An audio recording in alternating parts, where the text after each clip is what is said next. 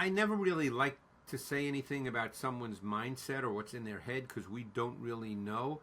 The only thing I will say, because this is based on what I see on tape, is when you watch him on tape, all I can say is he looks uninspired. That's all I can say. Beyond that, I don't know what's in his head. You're tuned in to the Ross Tucker Football Podcast, guiding your gridiron journey, none other than your host, former NFL lineman, Ross Tucker. Oh, yeah, it is. But it's not just any Ross Tucker Football Podcast. It is a Wisdom Wednesday presented by DraftKings. The crown is yours, with the wisdom coming from none other than our civilian GOAT, the greatest of all time. And I mean that as the highest compliment. To my knowledge, I don't know anybody better than Greg at breaking down football footage that never played the game, never coached the game, has been taught the game by so many people and learned it, and now is absolutely, after 46 plus years of NFL films, absolutely an expert. Love, love, love Wisdom Wednesdays with Greg Cosell, almost as much as I love when each and every one of you just does something very little to help the little engine that could, the Ross Tucker Podcast Network. All you have to do is rate and review the show on Apple Podcasts or whatever app you use, or especially subscribe and turn notifications on. That makes a big difference. I love now that every time when Jack posts the show, I get a notification from Apple Podcasts or YouTube. So make sure you turn those notifications on and then share it. Sharing it in particular on social media is huge for us. At Ross Tucker Pod. I'm at Ross Tucker NFL. We are continuing, by the way, the divisional series that we've been working on previewing with Greg. NFC South. Some really intriguing teams. Want to get Greg's thoughts on the Bucs. Got a lot of questions, actually, about the Atlanta Falcons. Excited to get into it. It's Big Show time. The Big Show. All right, Greg, let's keep it rolling this week with the NFC South. Getting great feedback, by the way, for all the other divisions we've already done. NFC, AFC North the last couple weeks. Obviously, we started with the AFC East, NFC East. After we do NFC South this week, we'll do AFC South next week, and then we'll get into the AFC, NFC West. Before you know it, training camps will be opening. But what's cool about this, Greg, is how many people go back and find this on youtube.com/Ross Tucker NFL, or, just the podcast. And this is good until the games start, really. It's kind of your thoughts on these teams going into the season. Today we got the NFC South. Let's start with a really interesting team on a bunch of different levels. There's a lot of questions I could ask you about them, but let's go with the Atlanta Falcons. And I think, Greg, there's a lot there, but you probably have to start with the new quarterback, Penix Jr., what you're expecting from him, obviously based on what we saw. Obviously you studied him in college, but then what we saw at the end of last year. Yeah, I like Michael Penix, and I think he'll be a very good player. I had a chance to meet him a couple of years ago at the Maxwell dinner in Atlanta, and he's a very impressive kid to talk to. Very composed, very poised, self-aware. I think he'll be a good player. I think the one thing that they're probably lacking offensively is they truly don't have that vertical dimension that they would love to have, because Penix is that kind of quarterback. I think the Drake London last year turned out to be a very good receiver, but he's a specific kind of receiver. He primarily worked out of the slot. Toward the end of the season, he played outside a little more, but he's more of a movement type receiver. He's not a true number one in the way defenses have to game plan for him, even though he'll be a volume target and catch a lot of passes. So that's the one thing they're lacking. They've got a really solid O-line. And they've got, to me, if you want to look at Saquon and Derrick Henry, as the two best backs, simply numbers, I think Bijan Robinson is right there. I think he's absolutely one of the best backs in this league. He's so dynamic as a runner and receiver. So to me, assuming continued development of Penix, which I believe will happen, I think they have a pretty good offense. They're just lacking that vertical dimension, which they really, really like to have. So I got several questions on that. One, Mooney can really run, right? But you don't consider him like a vertical dimension. I mean, he's fast. Yeah, but I can tell you that they don't see him quite that way in the context of their offense. So, yeah, can he at times get vertical? Yes, but he's not really that guy. Okay, and then Penix Jr. All I remember when he was at Washington, he made some of the most ridiculous throws, Greg, I think I've ever seen a college kid make. I mean, it was unbelievable. He could flick his wrist, and the ball was downfield. Now, Washington, when he was there, they were loaded at receiver. Yes, they were. Which I think helped as well. But he could throw the crap out of the ball. You're right. It was super impressive because he's not – I never met him. He doesn't look like a big kid at all. No, like I said, I met him. He's not big the way you think of big. But the one thing I really like about him, and we've talked about this over the years, and I've had this conversation with coaches, but it's something I always believed watching tape going back many, many years. I like the fact that he's willing to be aggressive. I think in this league, Ross, you played, I think your quarterback has to be aggressive throwing the football. To me, it's much better to channel him back based on game situations, based on other factors. But the guys that are risk averse and not willing to turn it loose, I don't think that plays well over time in the league. And Michael Penix is willing to turn it loose and drive the football into tight windows, which has to happen in this league. So I really like Penix. So it's funny. Two thoughts on that. I would say, Greg, in almost every example in the NFL, you'd much rather have to say, whoa, now pull the reins back a little bit than, to use an expression, crack the whip and try to get someone to be more aggressive. That's hard to do. It's much easier to get someone to dial someone back a little bit than it is to turn them up. Yeah, because that's a mindset thing. That's the way someone sees the game. So it's a mindset thing more than a physical thing.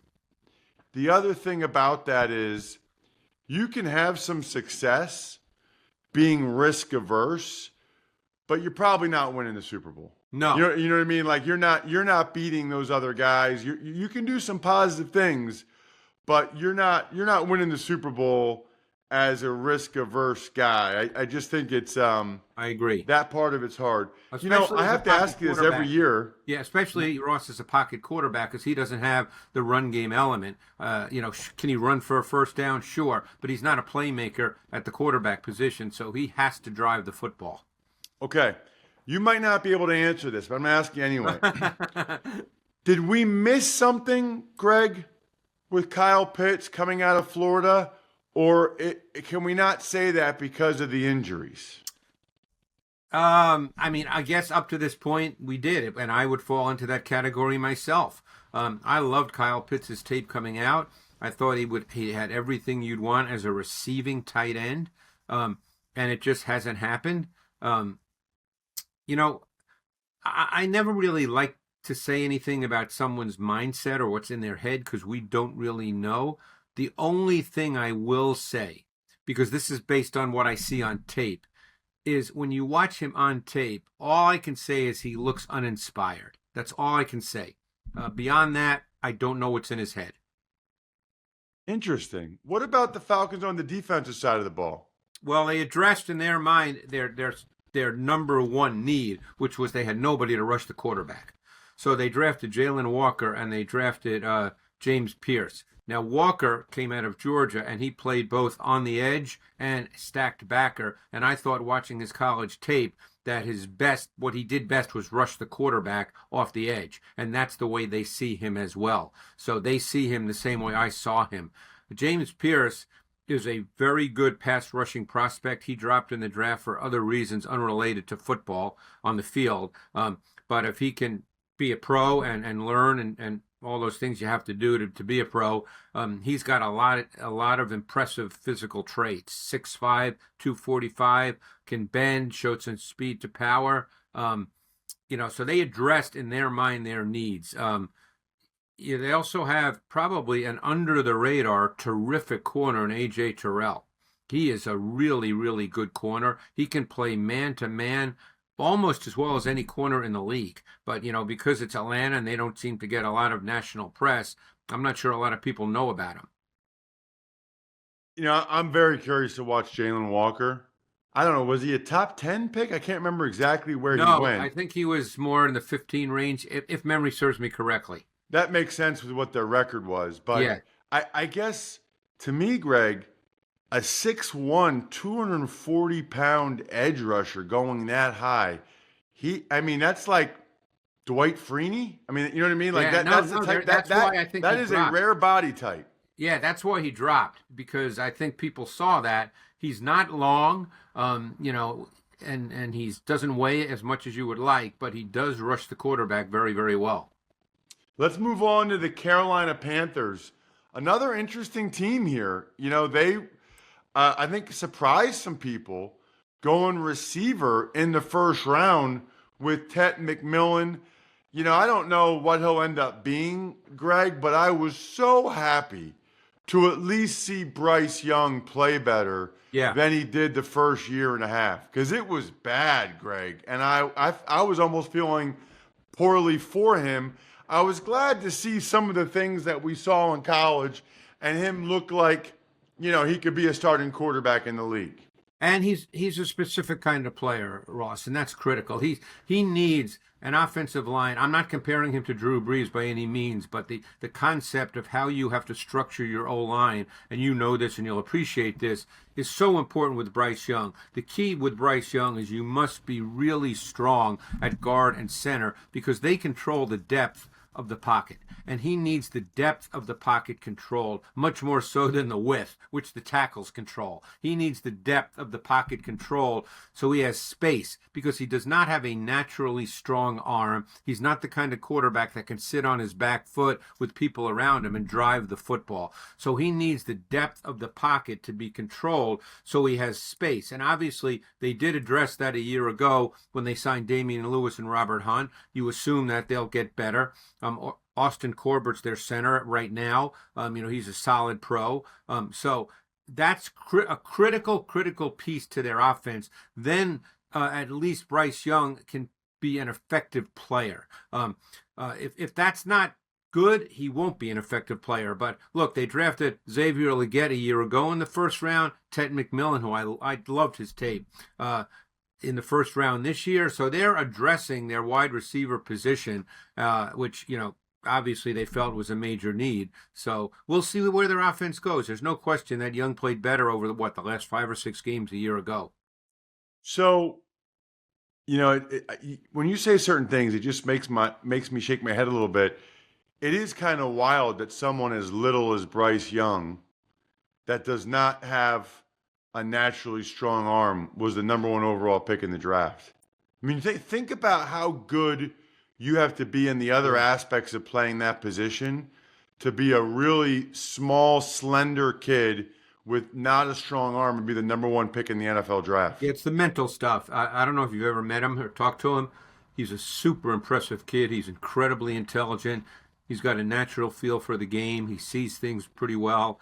He has everything you want, other than the fact, which is important, as you said, that he's short and he doesn't have a big arm, which in a way you think, okay, so that guy be a number 1 pick, but that's water under the bridge. He was, so now you got to deal with it. The other factor is they had a pretty good run game a year ago. Chuba Hubbard ended up being a really good back. They signed Rico Dowdle, who had a really good year in Dallas. So the run game's really important to this team. They're not a throw ball team. Even though they have Bryce Young, they're not going to see their offense as a throw ball offense. Defensively, they're interesting. Yes. Greg, there were actually reports that they had signed Milton Williams, but they didn't. Milton Williams got even more money to go to the Patriots. So then the Panthers kind of hit the D-line with volume. Bobby Brown, Tershawn Wharton, Patrick Jones. I mean, they got a bunch of guys in for agency. Then at safety, Trayvon Merrick. Curious at what you see from the Panthers on the defensive side of the ball. Obviously, the big one would be getting Derek Brown back. Yeah, they've got a lot of really solid players. They may not have that impact playmaker, particularly along the front. Derek Brown can be. He's not a pure pass rusher, but he can be a dominant force inside, assuming health. But they've got a lot of really solid players. I think they knew they didn't have that one pass rusher, so I kind of liked what they did in the draft with Nick Skouerton in the second round and Princely Uman-Milan in the third round. Two guys that I think can develop into quality pass rushers. It might take a little time, but I think that's what those guys can do. But they've got a lot of, as I said, really sort of solid professional players in their front six. On the back end, Mayrig's been a solid safety, maybe not the star that people thought he'd be based on, I think, being a first-round pick. One of the big keys is can J.C. Horn stay on the field? Because when he's on the field, he's a really good corner. Let's talk Saints, Greg. And obviously, we've talked about them quite a bit this offseason with Tyler Shuck and drafting him, and then Derek Carr, retirement, kind of out of nowhere. So we've talked a decent amount about the Saints. They've got Kellen Moore in there as their head coach, offensive play caller. You know, they took Banks, the tackle out of Texas, in the first round. They're moving Trevor Penning into guard. I can already feel you about to say this is a team that's going to need to be able to run the ball before I even ask you a question. Without question, because the quarterback, and we don't know who it'll be Shuck or Spencer Rattler. So they're going to need to run the ball. And they theoretically have three backs because they have Kamara, they have Kendry Miller, and then they drafted Devin Neal out of Kansas, a player whose tape I liked. I'm not surprised he was a sixth-round pick, but I think he'll play in the league. Again, the big question is who the quarterback is. They have to make that decision. A lot of people believe that it's very, very difficult now to have a true quarterback competition in training camp because you don't get the practice time that you used to get. And that's a problem. So in other words, what I'm saying is you almost need to know who your starter is going to be so that person gets the practice time that's required. Because it's not like it was, 10, 15 years ago where you had enough practices with pads and the whole deal to really have a true competition. So we'll see how it plays out. Obviously, they're going to be closed mouth about it. We don't know who they favor at this point in time. Shuck was a second-round pick. Rattler was a fifth-round pick the year prior. Rattler's got a terrific arm. I mean, he's a really good thrower. So we'll see how it all plays out. But I think offensively, they're going to have a good O-line, I think. I like Kelvin Banks. I don't know if you got a chance to see him. I like Kelvin Banks. My thing about quarterback competition, I've always said this, Greg, too much practice is scripted. And the big thing is, I don't care what anybody says, when you're wearing a non-contact jersey and you can't be contacted, it's a different mentality without for a question. Quarterback.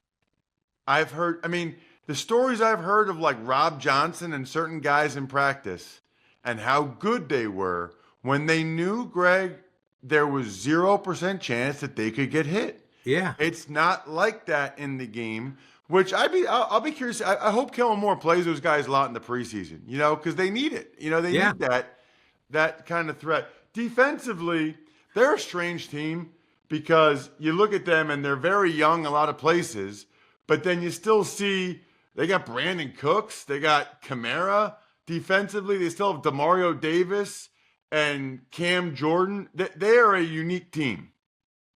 Yeah, Demario Davis has had a great, great career. I mean, he's probably not going to be seen as a Hall of Famer, but he's had a terrific career as a truly complete linebacker. Brian Breesy played really well for them a year ago. He was a first-round pick out of Clemson, big-time, recruit when he came out of high school. I think the number one in the country. They addressed the secondary a little bit. Obviously, Lattimore they got rid of. From everything I've heard, Kool-Aid McKinstry has taken a huge leap this offseason. I guess we'll find out what that means. He's going to play on the outside. I really love Alontae Taylor. Now, Alontae Taylor has played mostly slot for them, but he can play outside. So if they get stuck, they could easily play Alontae Taylor on the outside. But, defensively, the main thing is, can they rush the quarterback? Chase Young is still there. We'll see if he can, finally become what I guess everybody hoped when he was drafted. He's a little stiff. That's his thing. He's strong and powerful, but he's a little stiff. He's not necessarily a bend the edge kind of guy who can flatten his rush path and close with speed. He's much more of a straight line speed to power rusher. Let's get to the last team, the Tampa Bay Buccaneers, who had a really good year last year. Now they added Emeka Egbuka. Chris Godwin took significantly less money to stay with Tampa. I mean, just looking at their O-line, their offense should be loaded, Greg. Yeah. Obviously, they've got a new coordinator. Again, my guess is structurally, conceptually, they won't change much. The key now becomes play calling in games, and we have no idea about that. And we'll have no idea about that because we're not going to be sitting there in their meetings during the week. But that becomes the issue. How does this new coordinator call the game? And is Baker comfortable with all that? There's probably going to be a lot of conversation in the offseason to discuss all that. But they've got a solid offense. They've got a good O-line. They've got two really good backs. We saw what Bucky Irving did a year ago. Rachaad White's a very good back as well as kind of a complementary piece. They're really good at wide receiver. I mean, this is a good offense. Defensively, they added Hassan Reddick. Yeah. I don't know any of us know what to expect from him after the year off, but I think they pretty clearly felt like they needed some more pass rush. Yeah, and we know what Todd Bowles does. They move people around a lot. Reddick, obviously, that year with the Eagles was a dominant edge player. Todd Bowles will use him as that, but also as a joker. He'll move him around. He does a great job with that. He does that with Kancey. He does that with Vita Vea. I mean, I've seen Vita Vea stand up as at a kind of a joker at the second level. I've seen Vita Vea line up as a wide nine and rush the quarterback. I think the main issue for them is going to be how they feel about the corner opposite Jamal Dean. Zion McCullum played predominantly a year ago. Do they feel good about that? They did draft Benjamin Morrison out of Notre Dame with their second pick. When you draft a corner with the second pick, I would assume you believe he's going to be a starter, ideally sooner than later. So we'll see. And Jacob Parrish, who they drafted in the third round, I love this kid's tape, and he was an outside player a lot in college, but he'll be a slot in the NFL, and I think he's going to be a good one.